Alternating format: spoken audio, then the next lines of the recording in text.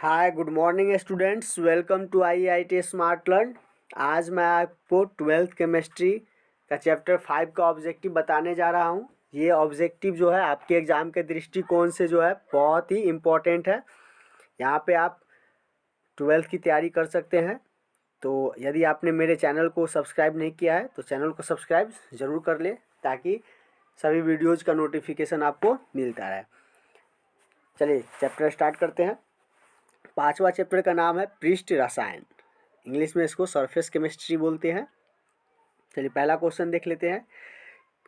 पहला क्वेश्चन है कि जातब झिल्ली में छन जाने वाला विलयन कहलाता है। तो जातब झिल्ली में छन जाने वाला विलयन जो है वो क्या कहलाता है? तो समांगी विलयन कहलाता है। इसलिए आपका राइट ऑप्शन हो जाएगा ए, समांगी विलयन। चलिए नेक्स्ट क्वेश्चन देखते हैं कि x/m तथा p के मध्य वक्र कहलाता है। तो x/m तथा p के मध्य वक्र जो है वो कहलाता है आपका अधिशोषण समतापी वक्र। इसलिए आपका राइट ऑप्शन हो जाएगा ए, अधिशोषण समतापी वक्र। चलिए नेक्स्ट क्वेश्चन देखते हैं कि निम्नलिखित में से कौन सा द्रव स्नेही क्लोराइड है? तो गोंद जो है आपका स्नेही क्लोराइड है। इसलिए आपका राइट ऑप्शन जो है हो जाएगा सी, स्नेही क्लोराइड गोंद है। चलिए नेक्स्ट क्वेश्चन देखते हैं कि दूध एक उदाहरण है। तो दूध जो है वो पायस का उदाहरण है। इसलिए आपका राइट ऑप्शन हो जाएगा डी, पायस का। चलिए नेक्स्ट क्वेश्चन देखते हैं। उत्प्रेरक एक वस्तु है जो क्या करती है? तो उत्प्रेरक एक वस्तु है जो साम्य अवस्था प्राप्त करने के समय को कम कर देता है। इसलिए आपका राइट ऑप्शन हो जाएगा सी, साम्य अवस्था प्राप्त करने के समय को कम कर देता है। चलिए नेक्स्ट क्वेश्चन देखते हैं कि एंजाइम का मुख्य अवयव होता है। तो एंजाइम का मुख्य अवयव जो है वो प्रोटीन होता है। इसलिए आपका राइट ऑप्शन हो जाएगा सी, प्रोटीन। चलिए नेक्स्ट क्वेश्चन देखते हैं। कुलाइडी सॉल है। तो कुलाइडी सॉल जो है वो विषमांगी सॉल होता है। इसलिए आपका राइट ऑप्शन हो जाएगा सी, विषमांगी सॉल। नेक्स्ट क्वेश्चन है कि सामान्य ताप एवं दाब पर किसी गैस के 1 मोल का आयतन होता है।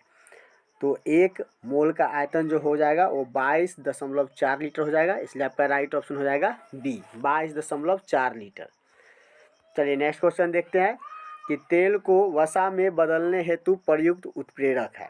तो तेल को वसा में बदलने हेतु जो प्रयुक्त उत्प्रेरक है वो NI है। इसलिए आपका राइट ऑप्शन हो जाएगा सी, NI। चलिए नेक्स्ट क्वेश्चन देखते हैं कि रासायनिक अधिशोषण में कितनी परतें होती है? तो रासायनिक अधिशोषण में जो है 1 परत होती है। इसलिए आपका राइट ऑप्शन हो जाएगा ए।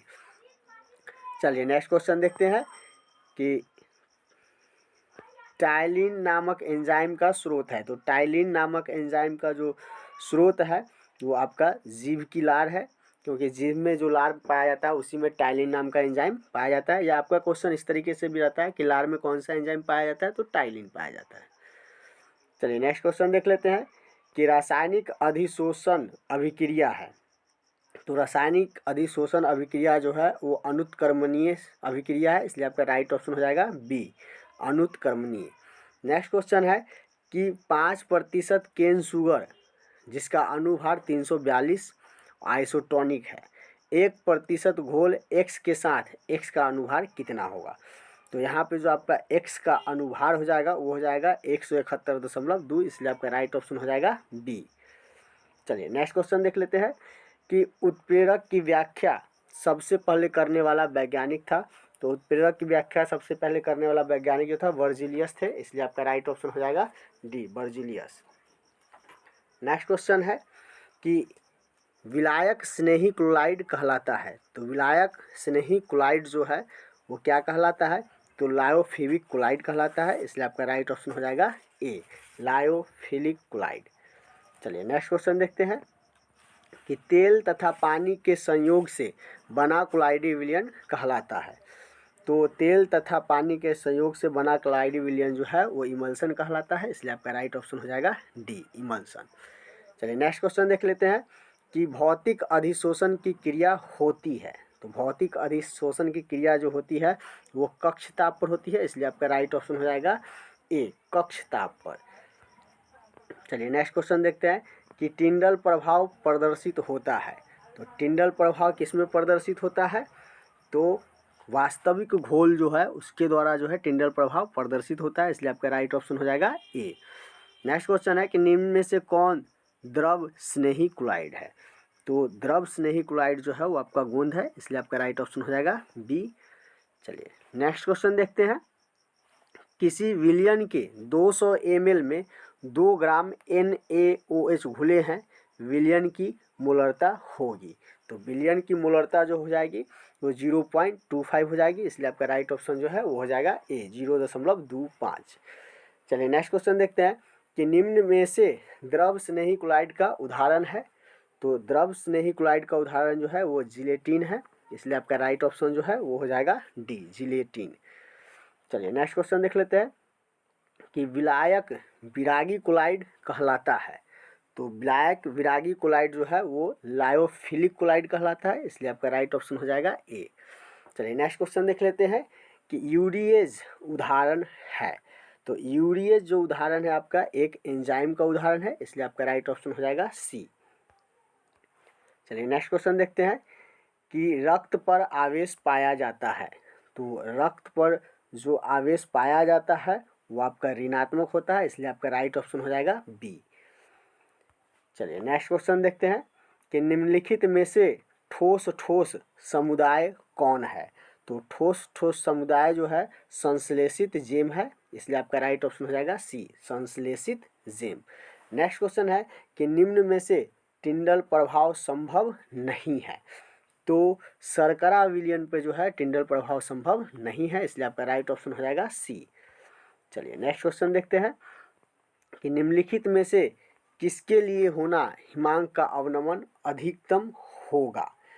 तो आपका K2SO4 अगर ज़्यादा होता है तो आपका हिमांक का अवनमन जो है वो अधिकतम होगा, इसलिए जो है आपका राइट ऑप्शन हो जाएगा ए।